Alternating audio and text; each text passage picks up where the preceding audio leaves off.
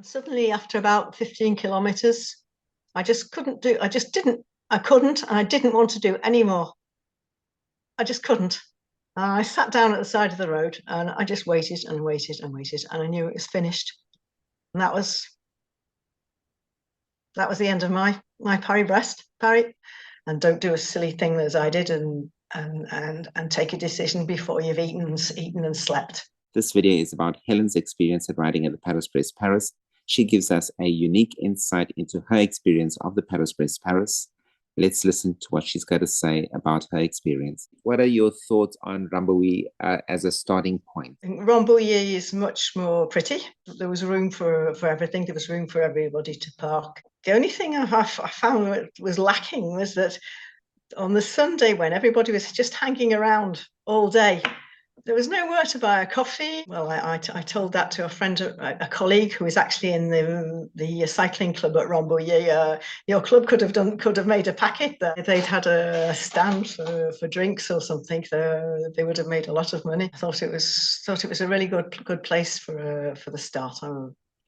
I think they said that anybody who applied from France, there was nobody who was turned down this year. They accommodated all the entries that came from France.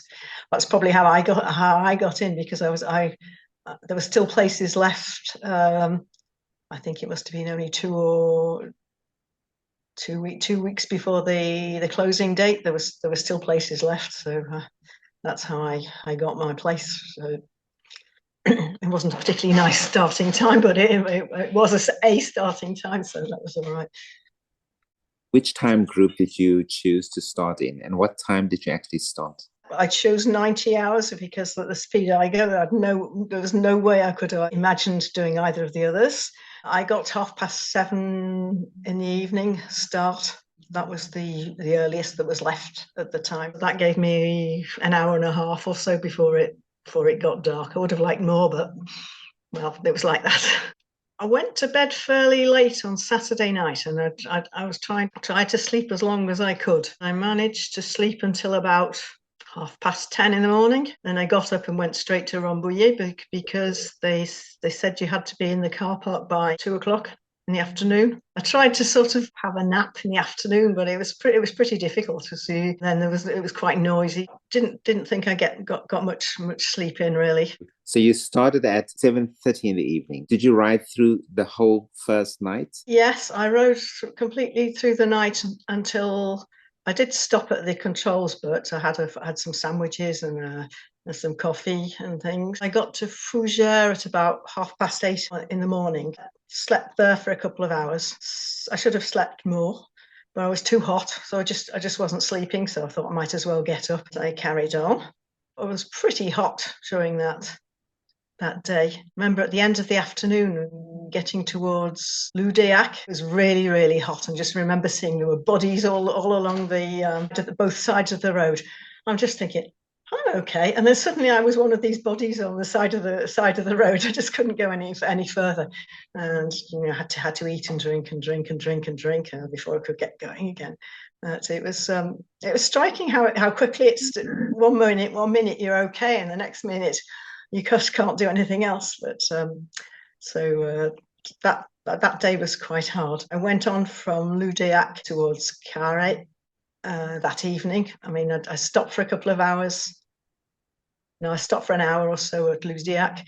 I wanted to stop for longer, but there was nowhere to sleep. All the places were taken. The queue for eating was, they said, 45 minutes. Went and had a galette saucisse, the buvette stand. I should have had 2. I think I should have eaten more. I didn't eat. I didn't really eat enough at all. I mean, I just wasn't hungry, and I should have forced myself to eat. So I just didn't really get enough. Got to Carhaix about 1:30 in the morning. That would be Tuesday morning.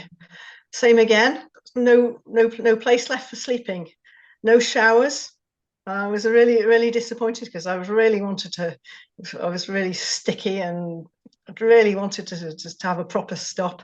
And so I ended up sleeping on the lawn outside in a survival bag. So I slept until about 4 in the morning, maybe slept for 3 hours, something like that. Got up and there wasn't a queue for the canteen. So I did have a huge plate of pasta with mushroom sauce. Very odd thing to eat at 4:30 in the morning, but it did go down. Off I went to Brest. I got to Brest 10:30, I think, something like that. 10:30 in the morning. I was hurting everywhere, especially at saddle sores. I'd done 600 kilometers, which is exactly what they'd done for the maximum at that point. And I think I was just as sore and thinking, how on earth am I going to do another 600 like this? I changed my shorts, spare pair with me, loads of cream and stuff, and managed to get going again. In the afternoon, I got it back to Carre, and that was a really hot afternoon, Tuesday afternoon, very, very hot, and that was one of the hilliest stages. I just overheated, and I wanted to go from Carre. I thought, well, I'll have a good rest here, because I was still well within my time limits. I had no problem with that, but I didn't eat enough. I was just so hot. I didn't eat. I drank, but I didn't eat. I tried to sleep there as well. I didn't manage to sleep. So I thought, well, I'll sleep somewhere on the side of the road when it gets dark. So I left about maybe 8 o'clock in the evening from Carre, and suddenly after about 15 kilometers, I couldn't, and I didn't want to do any more. I just couldn't. I sat down at the side of the road and I just waited, and I knew it was finished. And that was the end of my Paris. So it's very disappointing. I think it's my own fault. I know exactly why it happened. I know it's because I didn't eat enough. I know it's because I didn't manage the rest stops properly. Now, with hindsight, I know what I should have done at that point. I should have stopped for longer. I should have slept. I should have eaten a big meal and then taken the decision, rather than taking it straight away, saying I'm stopping here. That's the one regret I had, that I took the decision straight away without filling up my stomach and having a bit of sleep. And because a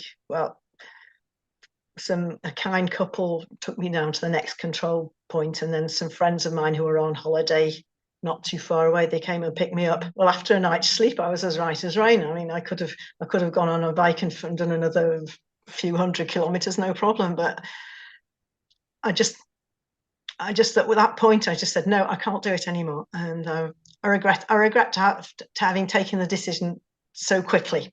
Maybe I wouldn't have done. Maybe I would have taken it anyway. But I think the regret is that I took the decision too quickly to stop. But at that point, I was saying, why on earth did I decide to do this? You haven't got the experience. Why did you do it? And I thought about it. Why did I do that? Why did I go in for it? And I thought, well, people sold it to me as being a great thing with a fantastic ambience. Okay, but it was all the people at the side of the route. The cyclists, I found it was a bit less not so good an ambience, because they're just so knackered, and it's difficult to. I never really rode in a group for any length of time to really get to know what people were like. It just didn't work. I didn't even come across any of the people who I'd been with on the 200s, 400s. So it just didn't work for that. So that's one thing which I didn't actually like about it. The reason I did it was probably, I thought, in 4 years' time, I'm going to be 4 years older. Will I be qualified? Maybe it's the only chance I'll ever have to have a crack at something like this. So that's why I did it. And I'm glad I did have a try, because seeing it from the inside, it's something. Wow. These people are really extraterrestrials. They come from outer space. All these people who manage to do, who can do this. So the thing is, do I think about doing it in 4 years' time? I think probably not. I think there's so many other things I'd like to try. Maybe I'll not have the time to fit that in again. I think there's so many, having started late cycling, there's so many places I'd like to cycle in. Redoing that road, well, it's not on my bucket list anymore. I mean, I got to Brest, I got part of the way back, so the line is filled in on the Strava heat map, so that's okay for that. So I might want to do something different.